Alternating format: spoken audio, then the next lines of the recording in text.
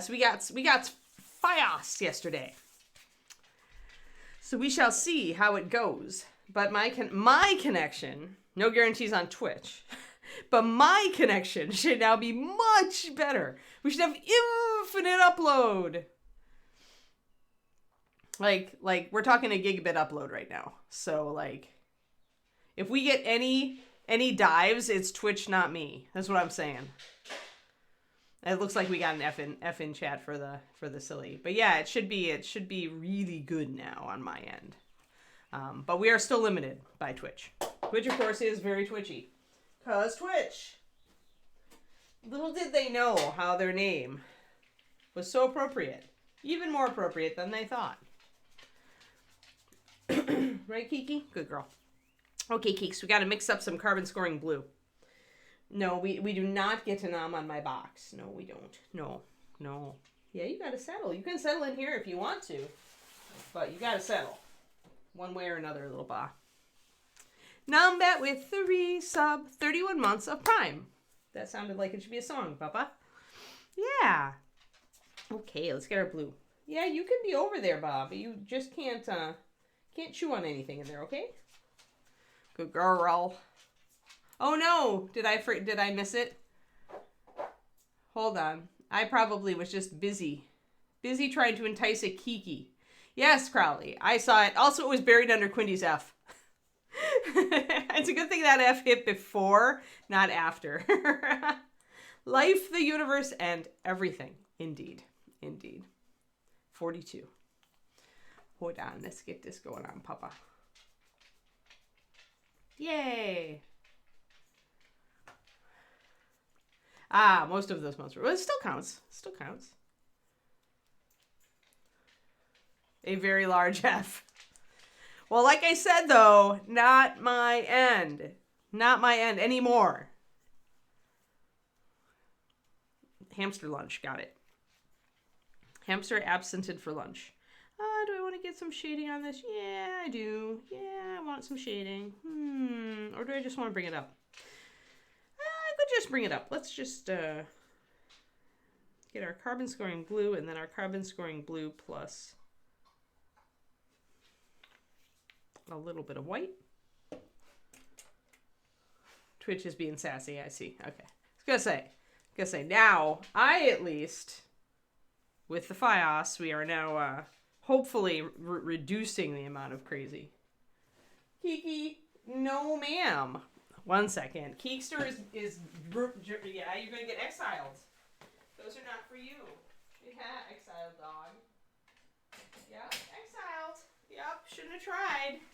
I have some shoes piled near the gate because they're old shoes and I need to put them up for donation or outright getting rid of them. And Kiki decided that they were playthings, which is definitely a big no. We do not need our doglet getting in the habit of chewing on shoes. Not a good habit at all.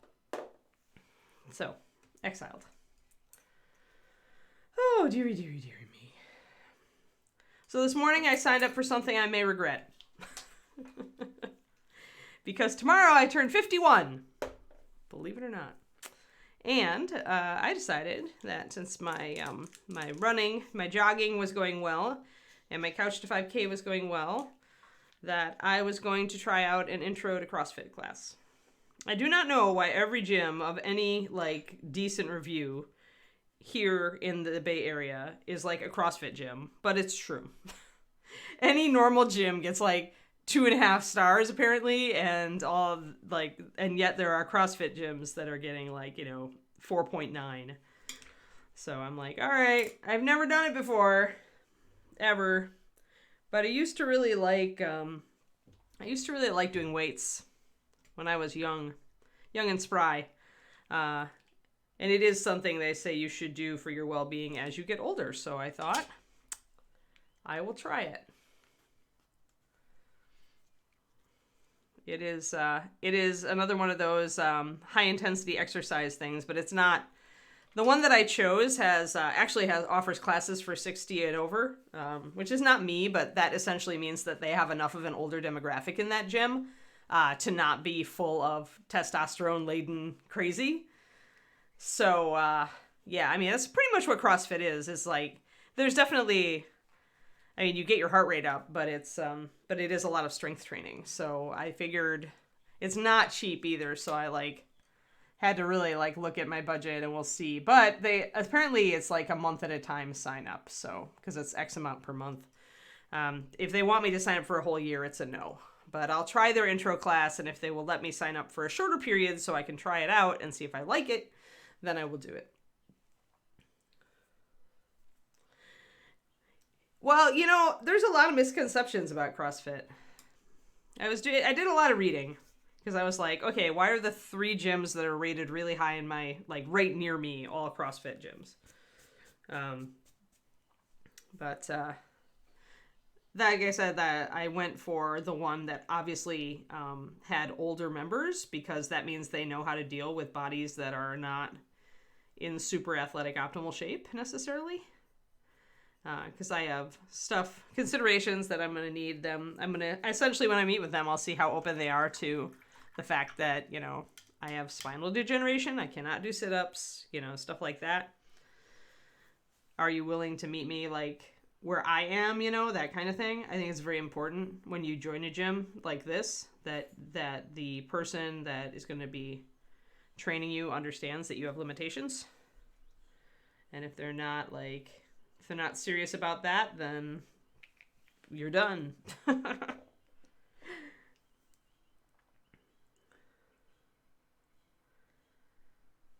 Yeah, I don't think I want to thigh crush watermelons, but I do definitely, like, I used to really enjoy doing upper body weights, and I do feel like I'm spaghetti arms right now, so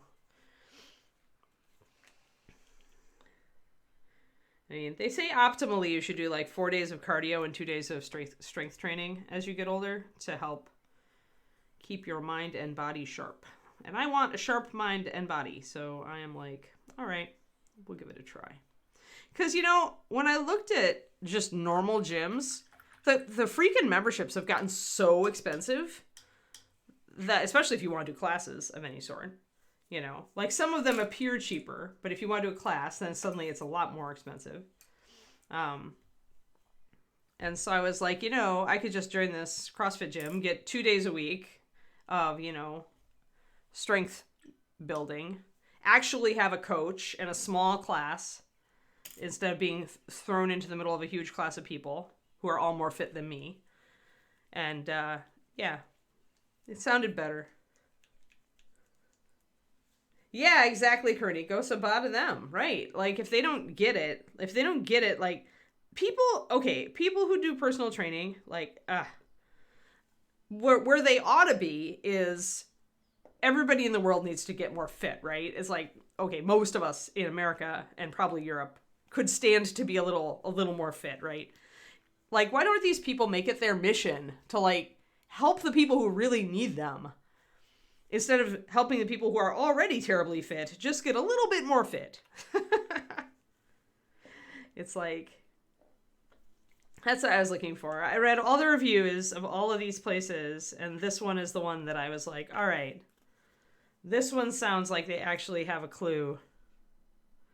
They have a women's only one, and they offer a seniors class too. So I was like, well, I'm not there yet, but I wanted one that had people of all different ages that attended, right? So I'm not looking for a gym with an older demographic so much as I am a demographic that goes across age categories, because that's what I actually enjoy.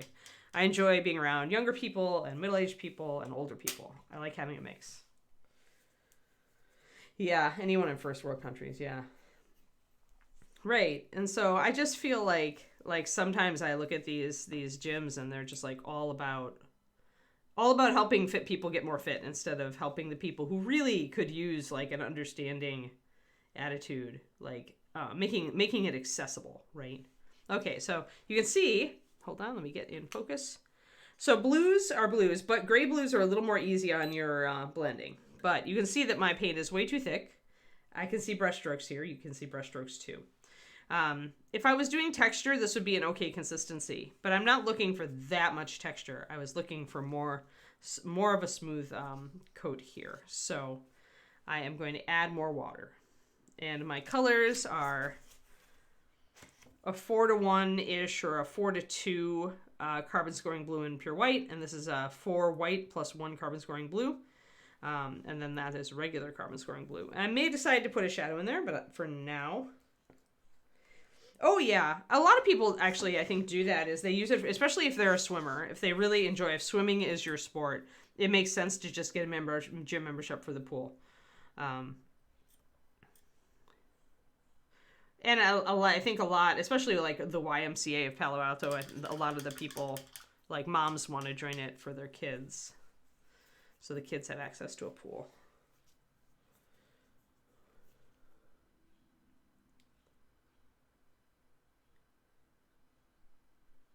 Yeah, exactly, Shadow Raven.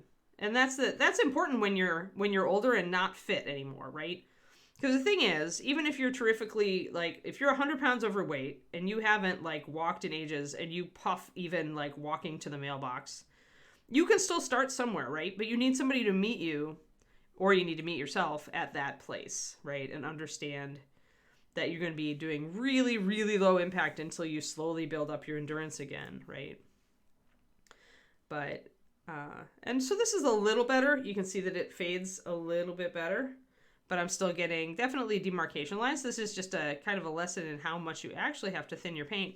I could just glaze, redo, glaze, redo, glaze, redo. That would give me a little bit more, you know, I'd be losing time on the glaze and redo, but I wouldn't need to work with super thin paint. But I'm going to go and thin my paint just a little bit more.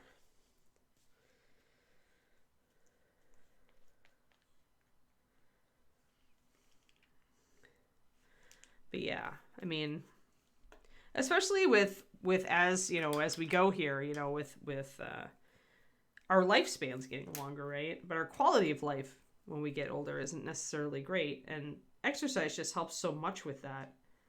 But when exercise is so intimidating, then I think you've failed at that point. You've failed the people who need it.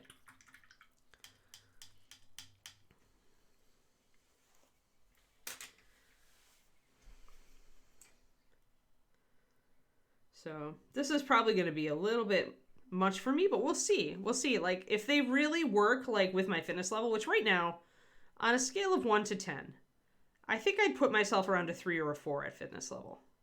Because I haven't done weights or resistance training in ages, in years. And although I'm an avid walker and have walked pretty much every day for the last many, many, many years, barring weather or other weirdness or surgery, I've only just started, like, running, right, and increasing my cardio health that way. So I wasn't really getting my heart rate up as much as I could have. And that's kind of key for like, renewing, for getting to a point where your body, like, helps renew itself and helps you with the aging process. You do need to get your heart rate up there. Not, like, super up there, but you need to get it up more than just a stroll. So I would put myself at a 3 or 4, I think. I can jog slowly. But my upper body strength is not nearly what it used to be. Even a 1 can do something, Pendrake. Walking is better than nothing.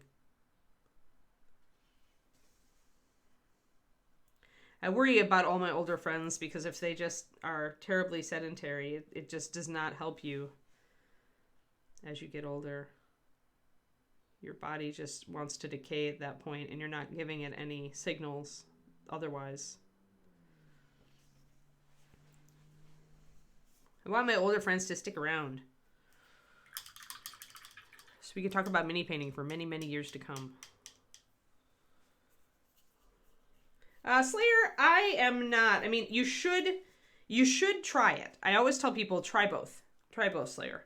I personally, having tried both and I make myself work with a wet palette pretty much every time I take a class from somebody because every other painter in the world, it seems, uses wet palette. I don't like it because I like to control my paint consistency. I like to dial in my paint consistency and just go. if your paints are drying out on your palette, the key is that you're not using enough paint and water, or your wells might be too big. These small wells, like they're as big as like my fingertip.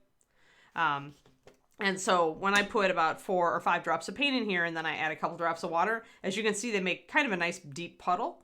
This is what keeps your paint wet longer, is the fact that you've got less surface area and more fluid. And so essentially your evaporation rate is slowed. If you're working with a flat tile or you're working with a big well, then that's not going to work for you necessarily. You're going to have to put way too much paint into it to keep it the consistency you want. So yes, wet palette could be for you. The upside of wet palette is it enables mixing and it keeps your paint wet while you work it. Downside of wet palette is it's really hard to control your consistency of your paint because you're always getting either water wicking up through the paper from the sponge or water wicking down into the sponge from your paint. As you work with a wet palette, you will get this internal sense of how much water exactly you want, how wet or dry your palette needs to be for you to work optimally, but that takes time. So I essentially usually tell people work with the palette, work with the wells until you get a sense of the paint consistency that works for you. If you already have a sense of the consistency your paint needs to be for the techniques that you are doing most often, then switch to the wet palette, give it a run. See if you can dial it in, see if you like it. Because some people are going to grab that wet palette and they're just going to go with it. Like that's my husband. He loves the wet palette. He will never look back. Even though he complains that he can't blend very smoothly because, again, paint consistency and just getting it to be consistent so that you can nail that blending. So he has to work really hard to get smoother blends when he needs them on that wet palette. Whereas I can pull those off, no problem, on the well, but I'm not able to move quite as spontaneously necessarily as he does on his wet palette. So he's a very organic painter and I'm a very precise painter. And so it's very different styles. The palette that you end up gravitating toward is going to kind of become a reflection of what style of painter you become. It's just the way you're going to move the way that makes sense to you and that you enjoy painting. So you should always try both for that reason. Oh, nice, Agent Marble. Up to a 5. Dang, push-ups. Sweet. Oh, wow. That's nice. Yeah, good for you. Woo! Good for you, getting fit.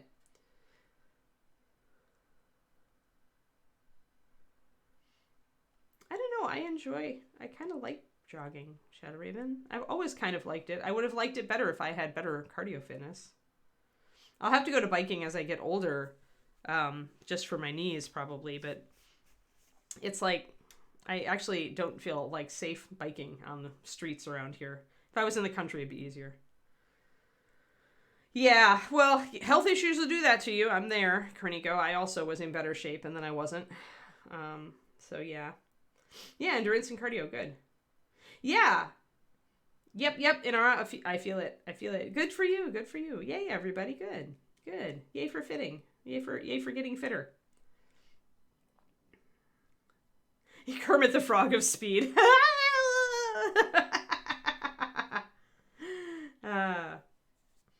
Well, wet palettes are very popular, Slayer. They're very popular, and they've been popularized, I think, because most of the big-name European painters all use them. I think almost all. I don't think a single one of the big-name European painters uses a well. I think that of the high-end painters, I may be one of the only ones. A very small minority still using it. Yeah, it's fair if you can't jog. I've always kind of been interested in running, but like nobody would ever work with me to work my way up to the point where I could. That's why I like the Couch to 5K. But the last time I started Couch to 5K, shortly after that is when I started having surgeries. So my Couch to 5K ambitions were destroyed.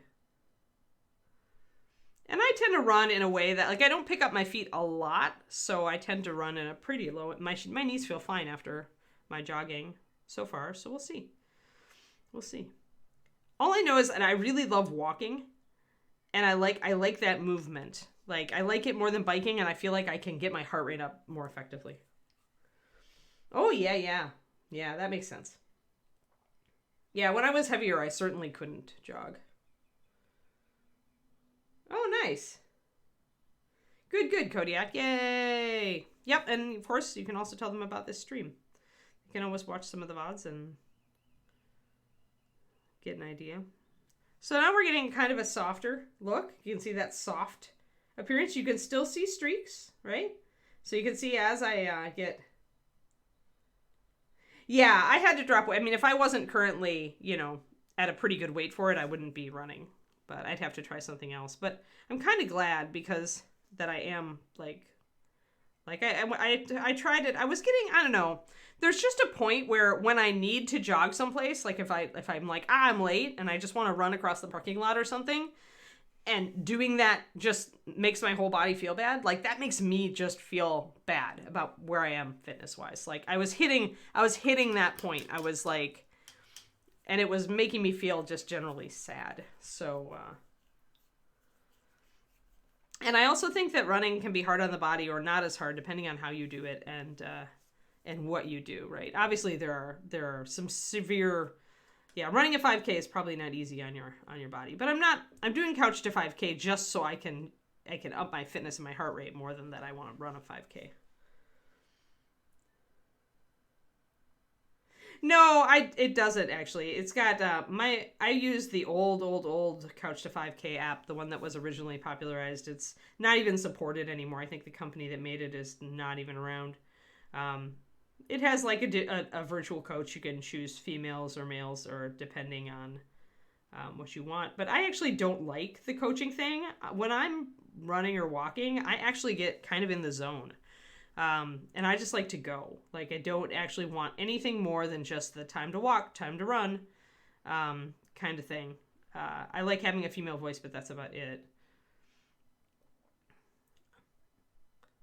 And I'm so unfamiliar with most celebrities that even if I had a celebrity option, I would be like, eh.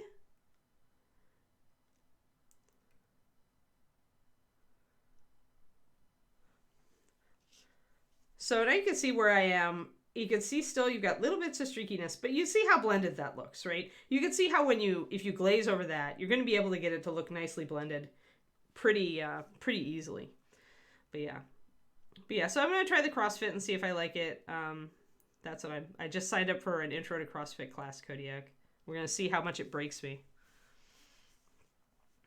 It's Saturday morning, so I have to walk the Kiki early. I'm going to put a little more water in my base coat because I'm going to make a glaze out of it real quick. Now, one way you can tackle your layering is to... Yes, there is a zombie one and it has a story. And that's actually why I didn't go for that one because like I said, I just like to zone. I don't like the story.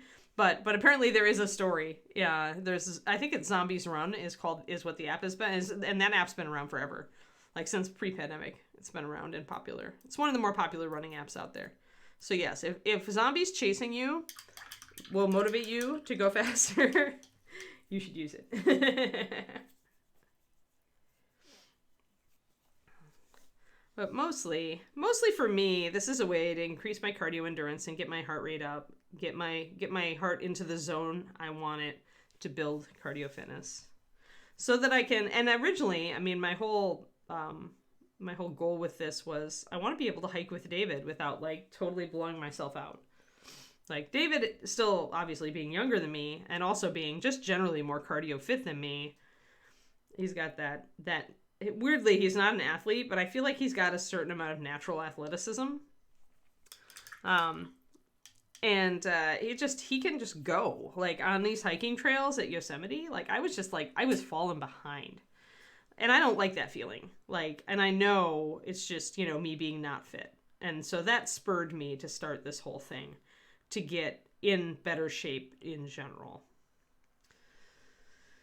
And then, you go group fitness, yeah. Yeah, I'm not usually a group person, but I'm going to try this CrossFit thing and see. That's small classes. And who knows, maybe I'll meet some new friends. Like,